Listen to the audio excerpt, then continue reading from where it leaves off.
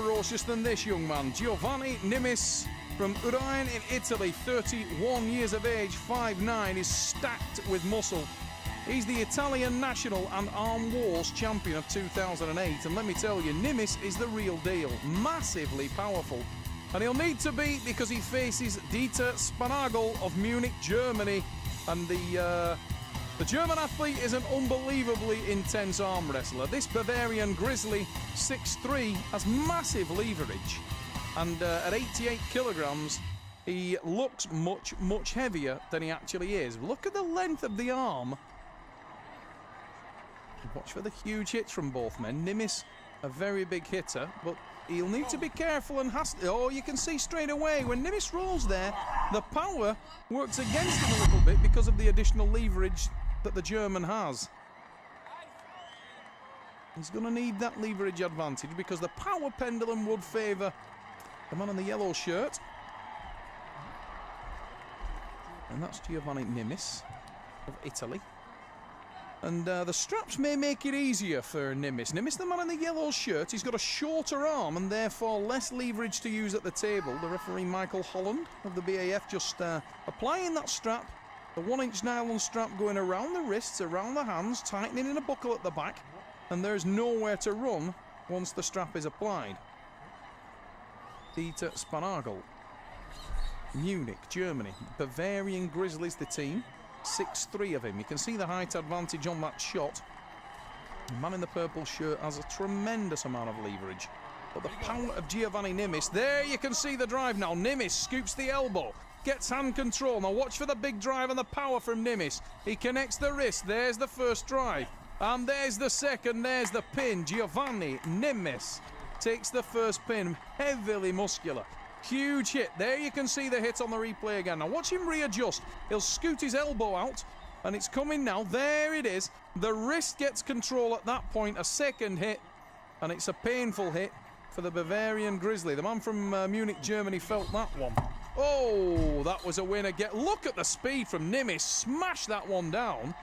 And as Spannagel ducked underneath it, tried to get to the strap, but Michael Holland having none of it, and it's a win. Nimis 2-0 Italy. Now, surely Nimis got to come down on that grip because he's got a huge advantage there, but it doesn't seem like... Oh, Spannagel completely miscalculated there. Tries to pull out, look, to go for the strap, and as he does so, Nimis reads it, keeps tight hold of his thumb, and forces down in the centre of the table, commanding 3-0 lead, Giovanni Nimis. Nimis cannot lose this arm wrestling match, and he's done that in very, very quick time.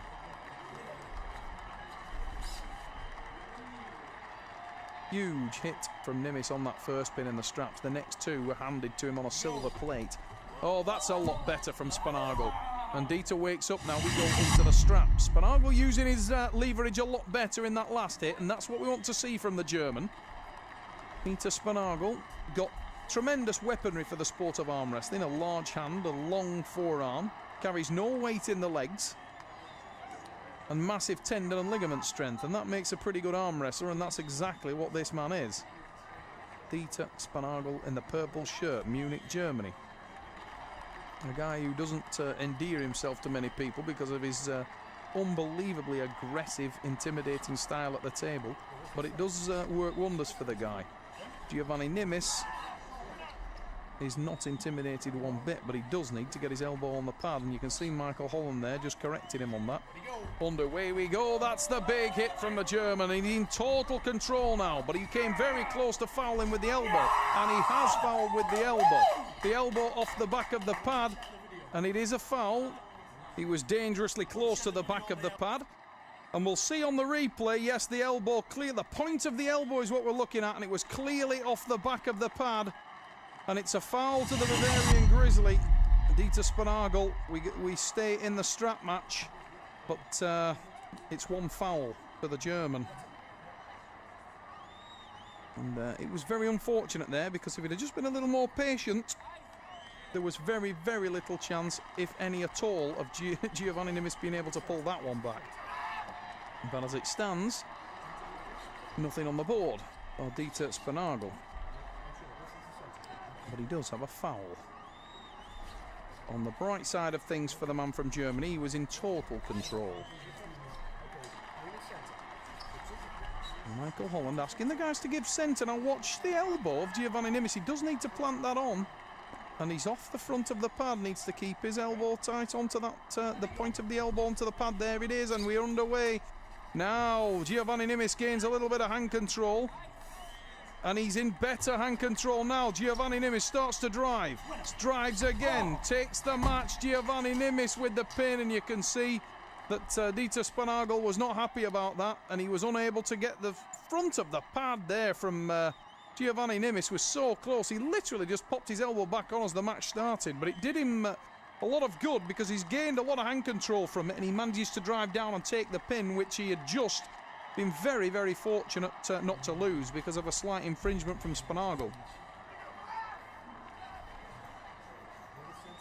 Giovanni Nimis rides his luck at the Iron Curtain.